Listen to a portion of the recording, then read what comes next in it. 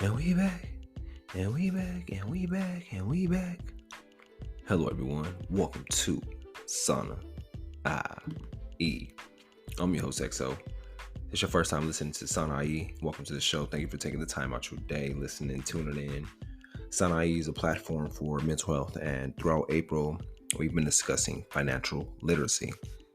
This episode right here that you're listening to right now will be about debt and understanding what debt is and the different types of debt.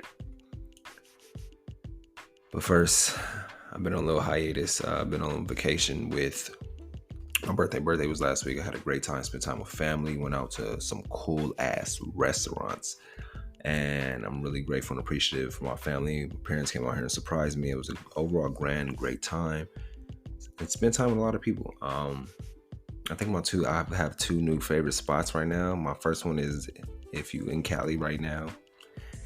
My first spot would be Green Sleeves in Redlands, downtown Redlands. Very, very exquisite, perfect place. Great place to eat, great atmosphere, great customer service. Overall, it was just great on many aspects. The food was off the charts. I had two twin lobster tails, which were the best lobster I've had since my last birthday, which is funny. But overall, I had a great time. Spent time with the family, spent time with my friends, spent time with my parents, which is I'm really cherish spending time with them every chance that I get, especially since we live in different states. But yeah, overall, it was a great time. Getting back into the flow of things now, the business, the podcasting, and really just taking off. No summer's around the corner, and money May we are approaching. But enough about me. Let's kick off the show with some quotes of the day. My first quote is, "The limit isn't the sky. The limit is the mind." Sometimes we like to limit ourselves. We are like our own worst enemy. And it's like our mind is our worst enemy too. It's like we'll keep ourselves in a mental prison instead of realizing the abundance or the gratitude or the gratefulness around us and all the blessings that we have. Like we like to limit ourselves, think we aren't capable. We sometimes have that imposter syndrome where we question ourselves. We question our blessings. We question if things are right for us, if this is right for us, if we should do this or if we should do that. And it's like we lack our own self-confidence. We like to limit ourselves because we don't want to take that leap. I've been talking about this recently. It's like instead of walking in fear, walk in faith. Have faith that everything is meant for you and expect good things to happen for you no matter what your dreams are. You can have the biggest dreams in the world. If you're listening to this right now, you want to be the next president, you can do that.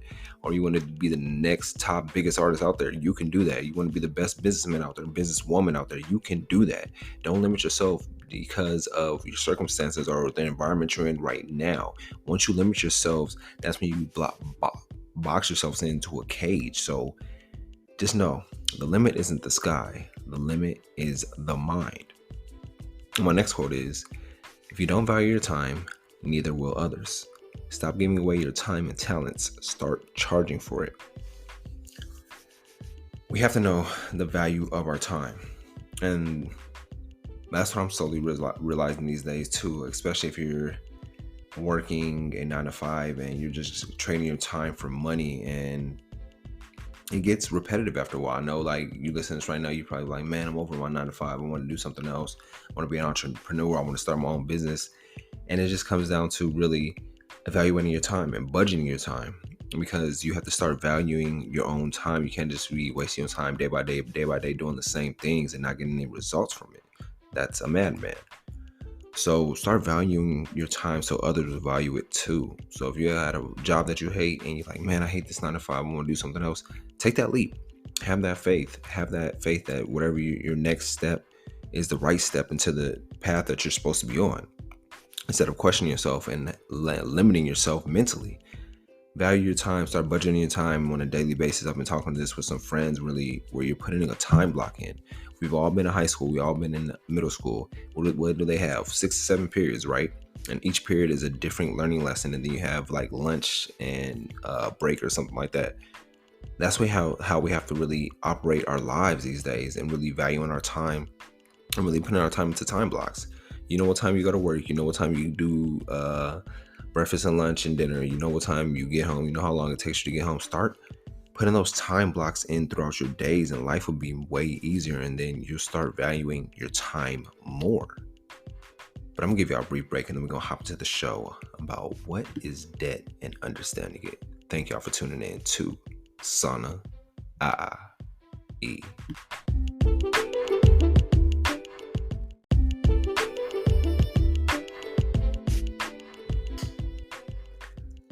What is debt? You listen to this right now, you're like, I know what debt is. Debt is me borrowing money from someone else and owing it to them later. Or debt is me doing a favor to somebody and they're in debt to me. But yes, the first one is right, where it's usually money borrowed from one party to another. Debt is used by many corporations and individuals to make large purchases that they couldn't afford under normal circumstances. That's the Investopedia definition. The Wikipedia definition is: debt is an obligation that requires one party, the debtor, to pay money or other agreed upon value to another party, the creditor. Debt is a deferred payment of or series of payments, which differences from an immediate purchase.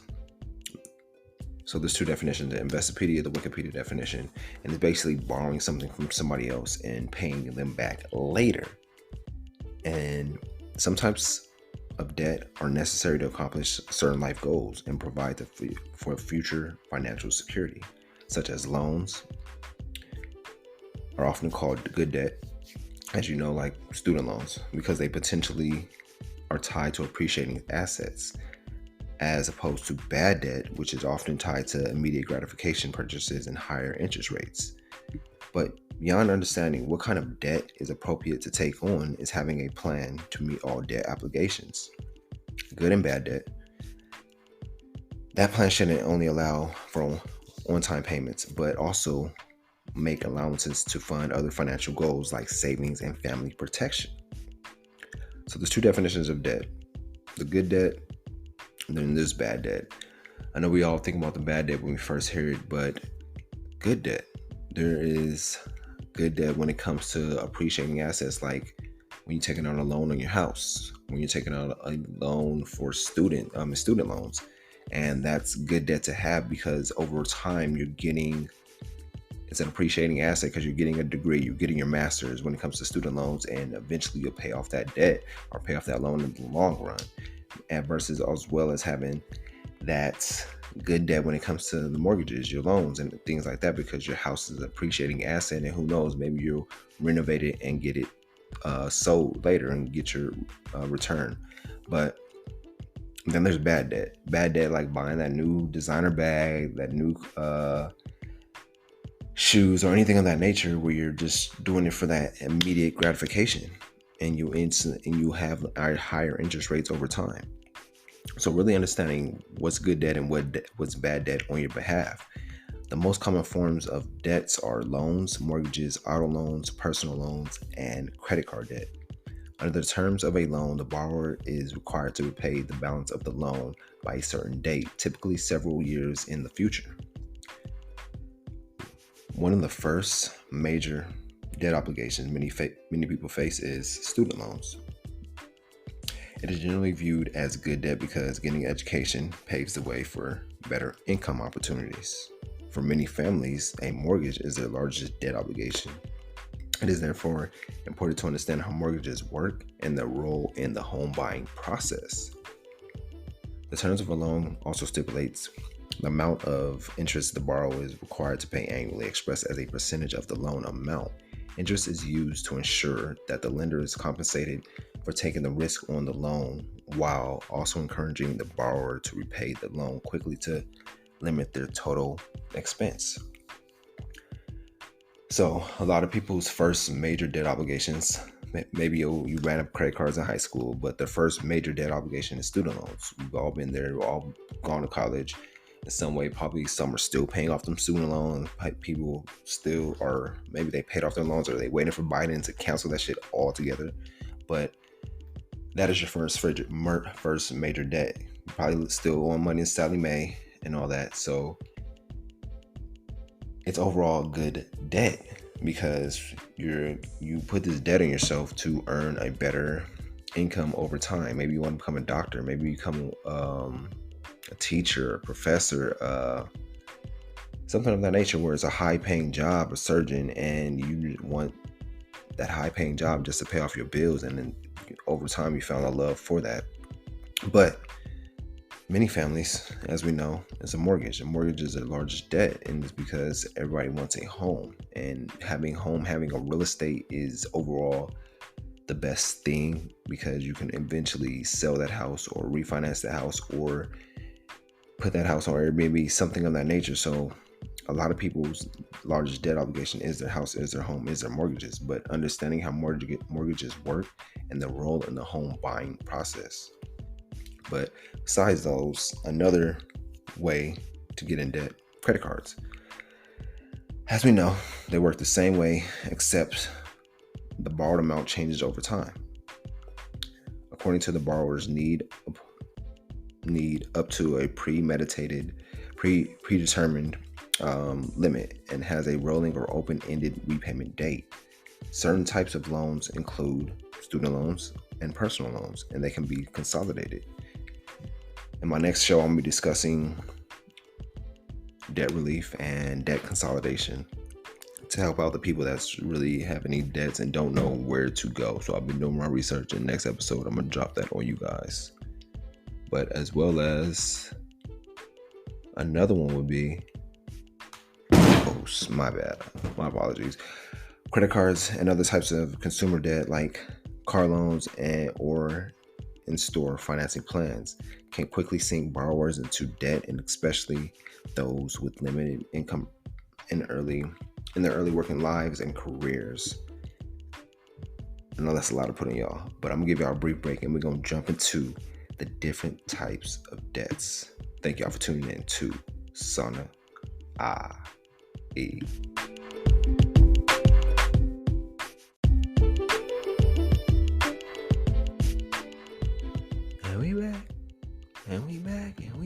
And we back. So types of debt. There are four main categories of debt. Most debt can be classified as either secured debt, unsecured debt, revolving debt, or a mortgage. Secured debt is a collateralized debt. Debtors usually require the collateral to be property or assets with a large enough value to cover the amount of the debt. Examples could be cars, houses, boats, securities, and investments. These items are pledged as security, and the agreement is created with a lien. A lien is a claim or legal right against assets that are typically used as collateral to satisfy a debt. So secured debt mainly deals with putting your house online. The main thing I can think of was when I want to say like you were dealing with bail bondsmen, even though this is a bad example, but dealing with like bail bondsmen or the courts or anything like that, when you want to put your house up as bond, that would be like a secured debt in a way. Bad example, but that's what it is. Like most classes of debt, secured debt often requires a vetting process to verify the creditworthiness of the borrower and the ability to pay. In addition to the standard review of income and employment status, the ability to pay may include verifying the collateral and assessing its value. Then we have number 2, which is unsecured debt. Unsecured debt is debt that does not require collateral as security. The creditworthiness of the debtor's ability to repay are reviewed before consideration. Since no collateral is issued, the debtor's credit profile is the primary factor used in determining their approval. Examples of unsecured debt include unsecured credit cards, automobile loans, and student loans. How much is loaned is often based on the debtor's financial position, including how much they earn, how much liquid cash is available, and their employment status. So unsecured debt, we've all have unsecured debt, probably from the unsecured credit cards to the loans that we had on our car, financing the cars that we have, as well as student loans. We've all had student loans, so that's basically unsecured debt because there's no collateral taken out against you. Then number 3 would be revolving debt. You'll hear this a lot when it comes to credit cards and when it comes to business credit. Revolving debt is a line of credit or an amount that a borrower can continuously borrow from. In other words, the borrower may use funds up to a certain amount, pay it back, and borrow up to that amount again. The most common form of revolving debt is credit card debt. The card issuer initiates the agreement by offering a line of credit to the borrower as long as the borrower fulfills their obligations. The line of credit is available for as long as the account is active. With a favorable repayment history, the amount of revolving debt may increase. So we all know how credit cards work. You pay on time, you pay like a few days before, 10 days before, and on a consistent basis, that credit limit raises up with good repayment history, and as well as revolving debt. So just repaying back the debt, and every time as well as every month when you repay it, the limit usually goes up after a few months when they show consistency and responsibility when it comes to repaying back those debts. And the last one, mortgages, is a debt issued to purchase real estate such as a house or condo. It is a form of secured debt as the subject real estate is used as collateral against the loan. There are different types of mortgage loans, including Federal Housing Administration, the FHA, conventional, rural development, and adjustable rate mortgages, or ARMs. That's just to name a few. In general, lenders use a baseline credit score of approval, and those minimum requirements may vary according to the type of mortgage. Mortgages are most likely the largest debt, apart from student loans, that consumers will ever owe. Mortgages are usually amortized over long periods, like 15 to 30 years. So those are the different types of debt. We got secured, unsecured, revolving debt, and mortgages. And whatever debt you have right now, I'm pretty sure a majority of us have unsecured debt, revolving debt, as well as mortgages. So with that being said, the next episode, I'm going to be discussing debt relief, debt consolidations, and on the next episode that's coming up, I'm going to have an interview with a business owner who has a business about credit and deals with credit and can help us when it comes to credit.